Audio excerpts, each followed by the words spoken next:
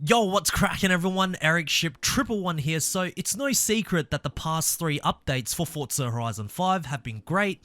Since Series 19 Midnights at Horizon, it has felt as though something within Playground Games has changed, and the team has been coming up with great monthly content after great monthly content. Now, as much as I would love to sit down and just enjoy what Forza Horizon 5 has to offer, I can't help, and I know many of you based on the comment section on my videos have been speculating as to why only now good updates have been introduced into Horizon 5 over a year after its initial release. So in today's video, I'm going to give you several reasons as to why I think this is the case. Feel free to agree, disagree, or further add your opinions down in the comment section below, as I do read all of your comments, guys.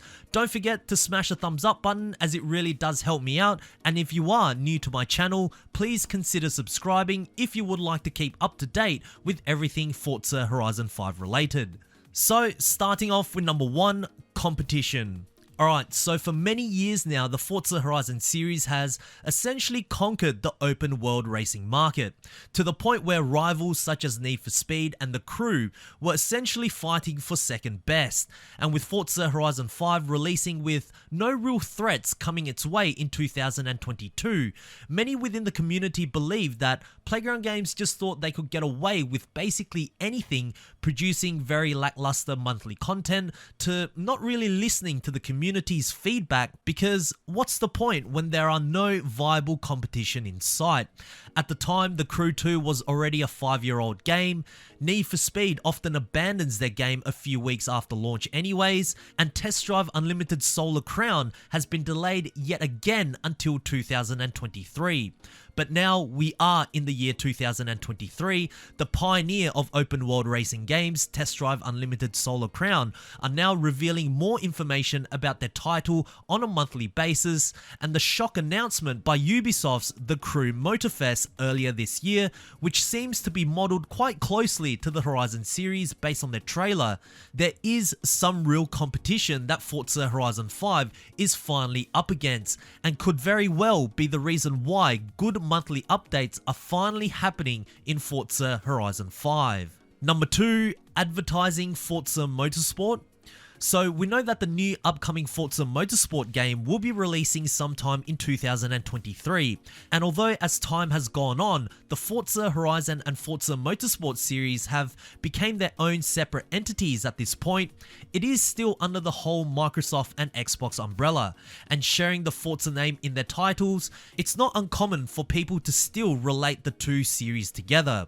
Now, there was a comment in one of my videos, and I apologize for not being able to find it, but I remember it saying something along the lines of, don't you think it's funny that the updates have been going well now because the new Forza Motorsport title is about to release? And it kind of got me thinking, you know what?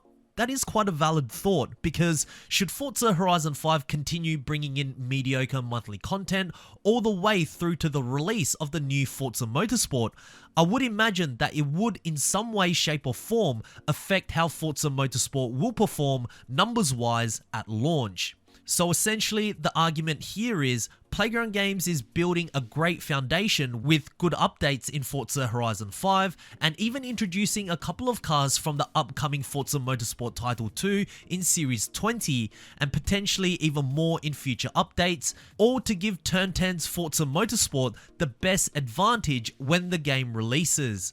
A very interesting way of looking at things, which I never even thought about. Number 3, carrying Xbox on its back. We live in a crazy time where a racing game could very well be Microsoft's top exclusive franchise right at this moment, with the recent release of Redfall not being well received and many Xbox titles that were slated to either release in 2022 or 2023 being delayed. Right now, the real constant has really been Forza Horizon 5. Just recently, Phil Spencer, Microsoft's gaming CEO, did an interview with Kind of Funny Games where he talked about Xbox struggles with losing the console battle, acquiring game studios, and launching titles that are extremely buggy or in a sense incomplete. Now, I won't go into full details about the entire interview, but an argument could also be made that Forza Horizon and Playground Games are now doing its best work, not just to make its core fan base happy, but to carry Xbox as a whole while Microsoft figures out how they're going to go about with the future of their studios that they have recently acquired who have not been performing. I mean, after all, when Forza Horizon 5 was announced at E3 back in 2021, it was the final game that was showcased, and usually that spot is always left for the best and most highly anticipated title that the console has to offer. Number 4, it just takes time. So it's no secret that when a new to Forza car does get introduced into Forza Horizon 5, it takes the team around 3 to 6 months to scan, model and complete the physics of just one vehicle. Now I'm unsure as to how many resources are being used within the team to model one vehicle, but with Turn 10, Playground Games, and even some of their third-party modeling companies like Glass Egg all involved in this process, maybe that's still not enough to produce new and fresh content on a monthly basis right after launch. Now granted, we did have the car pass, which went all the way through to around June or July since the beginning of launch, which resulted in a lot of filler or recycled cars from Horizon 4 that we could earn during some of those weeks. Perhaps to be able to introduce a new to Forza car to earn every week, all completely for free, was just something that takes time, and as a result, a series of very mediocre updates had to be done. So does this mean that the streak of good updates that we currently see right now in Horizon 5 will come to an end just so that the team could recharge, and then after a few months later, they will get on another wave of good updates again? Who knows? And also, does this create a blueprint for Forza Horizon 6 where once Horizon 6 launches, we should only really expect good updates after a year later? In my opinion, I don't think that's the best way to go about things, but what do you guys think? And lastly, number 5, the most common speculation. Alright, this reason or speculation I have seen countless times on the comments of many of my recent videos, and that is of course the now former creative director for Playground Games, Mike Brown, and several other ex-Playground Games developers leaving, which coincidentally has resulted in Forza Horizon 5 finally getting good updates again.